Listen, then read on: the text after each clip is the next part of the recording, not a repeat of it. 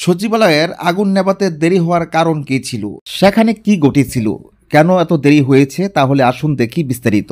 বাংলাদেশ সচিবালয়ে 7 নম্বর ভবনে বৃহস্পতিবার রাত 1:50 আগুন লাগে। ফায়ার সার্ভিস ও সিভিল ডিফেন্স জানিয়েছে আগুন নিয়ন্ত্রণে আনতে তাদের প্রায় 6 ঘন্টা সময় লেগেছে। সচিবালয় ফায়ার সার্ভিস সদর দপ্তর থেকে মাত্র কয়েকশো মিটার দূরে হলো আগুন নেভাতে এতটা সময় লাগা নিয়ে জনমনে প্রশ্ন উঠেছে। অগ্নিকাণ্ডের সময় ভবনে কোনো মানুষ উপস্থিত না থাকলেও আগুন নেভাতে দেরি হওয়ার বিষয়টি সমালোচনার জন্ম দিয়েছে। আগুন নেভানোর সময় ট্রাকের ধাক্কায় একজন দমকল কর্মী নিহত হন। এ ঘটনায় পুলিশের ভূমিকা নিয়েও উঠেছে প্রশ্ন। Fire service and civil defence media officer Talha bin Jasim জানান, সতর্ক সংকেত পাওয়ার 2 মিনিটের মধ্যেই ফায়ার সার্ভিস সচিবালয়ের প্রধান ফটকে পৌঁছায়। তিনি দাবি করেন, বাহিনীর প্রতিক্রিয়ায় কোনো বিলম্ব হয়নি। তবে ফায়ার সার্ভিসের কয়েকজন কর্মী সাংবাদিকদের জানান, আগুন নেভানোর সময় তারা পদে পদে বাধার মুখোমুখি হয়েছেন। প্রায় 1 দশকের অভিজ্ঞতা সম্পন্ন দমকল কর্মী জানান, সচিবালয়ের গেট দিয়ে ফায়ার সার্ভিসের গাড়ি ভেতরে প্রবেশ করাতে তাদের বেশ বেগ পেতে হয়েছে। তিনি বলেন, কেবল 2টি টার্নটেবল ল্যাডার ভেতরে প্রবেশ করানো গেছে। যদি আরও TTL ব্যবহার করা যেত, আগুন দ্রুত নিয়ন্ত্রণ করা সম্ভব হতো। সচিবালয়ের 5টি গেট থাকলেও মাত্র 2টি গেট দিয়ে ফায়ার সার্ভিসের গাড়িগুলো প্রবেশ করতে পারে। তবে সেগুলোতে বড় যানবাহন প্রবেশ করতে সমস্যা হয়।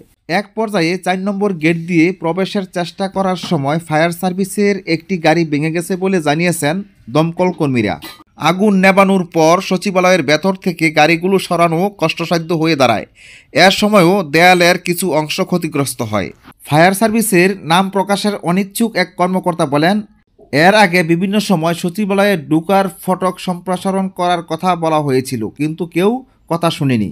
আগুনের ক্ষতির জন্য কাঠের ব্যবহারকেও দায়ী করেছেন কর্মকর্তারা। তারা জানান, সচিবালয়ের বিভিন্ন মন্ত্রণালয়ে নান্দনিকতার জন্য কাঠের ব্যাপক ব্যবহারের ফলে আগুন দ্রুত ছড়িয়ে পড়ে। কাঠ দিয়ে সৌন্দর্য বর্ধনের কাজ করার সময়ে নিষেধ করা হয়েছিল, কিন্তু কাঠের ব্যবহার বন্ধ হয়নি। এছাড়া ভবনের প্রতিটি কক্ষ তালাবদ্ধ থাকায় দমকল কর্মীদের তালা ও জানালা ভেঙে ভেতরে প্রবেশ করতে হয়েছে। অভিযানে অংশ নেওয়া ফায়ার সার্ভিসের একাধিক কর্মকর্তা বলেন, এসব বাধার কারণেই আগুন নিয়ন্ত্রণে বিলম্ব হয়েছে।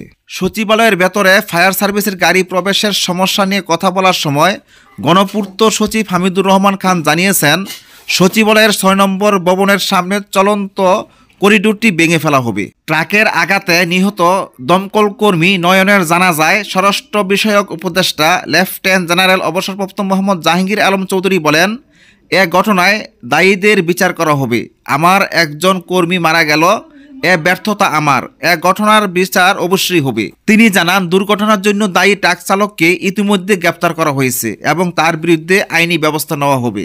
এ সময় পুলিশ কেন ওই এলাকায় ট্রাক প্রবেশ করতে দিল, এমন প্রশ্নের জবাবে জাহাঙ্গীর আলম বলেন, ফায়ার ফাইটাররা কাজ করার সময় সেখানে ট্রাক চলাচল করা মোটেও উচিত ছিল না।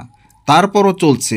আমরা ইতিমধ্যে চালককে আটক করেছি এবং আইনগত ব্যবস্থা নিচ্ছি। আগুন নেভাতে এত সময় লাগার কারণ সম্পর্কে তিনি বলেন, আগুনের ধরন, ফায়ার সার্ভিসের এক্সেস পানির সরবরাহ সহ নানা বিষয় এখানে প্রভাব ফেলেছে। ফায়ার সার্ভিসের 19টি ইউনিট একসঙ্গে কাজ করে সর্বোচ্চ প্রচেষ্টার মাধ্যমে আগুন নিয়ন্ত্রণে এনেছে।